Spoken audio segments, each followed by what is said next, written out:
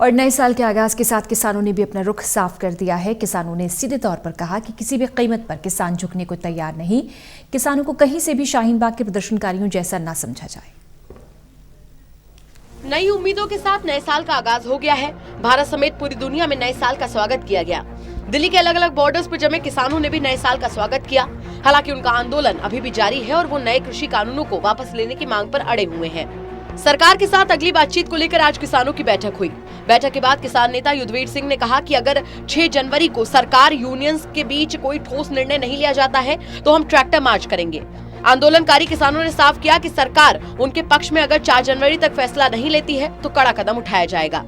योगेंद्र यादव ने कहा कि 4 तारीख को हमारी वार्ता है। अगर परिणाम संतोषजनक नहीं निकलते हैं तो 6 जनवरी को केएमपी राजमार्ग पर मार्च किया जाएगा। 6 तारीख से 20 तारीख तक 2 हफ्ते पूरे देश में देश जागृति अभियान चलाया जाएगा। किसानों की बैठक के बाद योगेंद्र यादव ने कहा कि किसानों का ये आंदोलन अब निर्णायक दौर में है। 30 तारीख की वार्ता के बारे में मैं इतना ही कहूंगा कि अभी तो पूंछ निकली है, हाथी निकलना भी बाकी है। एमएसपी को कानूनी अधिकार मिलने और 3 कृषि कानूनों को खारिज करने पर सरकार टस से मस नहीं हुई है। कृषि कानूनों को लेकर सरकार और किसानों के बीच अगले दौर की बातचीत 4 जनवरी को होनी है। इस बातचीत के लिए किसानों की अगली रणनीति क्या होगी, इसी को लेकर आज किसान संगठनों की एक बैठक हुई। इस बैठक में सभी प्रमुख किसान संगठन शामिल हुए। किसानों के विरोध प्रदर्शन के चलते नोएडा और गाजियाबाद की तरफ से दिल्ली आने वाले ट्रैफिक के लिए चिल्ला और गाजीपुर बॉर्डर को बंद कर दिया गया है। लोगों को दिल्ली आने के लिए वैकल्पिक रास्तों का इस्तेमाल करने की सलाह दी गई है। दिल्ली आने के लिए लोग आनंद विहार और डीएनडी जैसे रास्तों का इस्तेमाल कर रहे हैं। 30 दिसंबर को सरकार और किसानों के बीच हुई बैठक में किसानों से बिजली संशोधन विधेयक 2020 और पराली जलाने से संबंधित कानून पर सहमति बन सकी।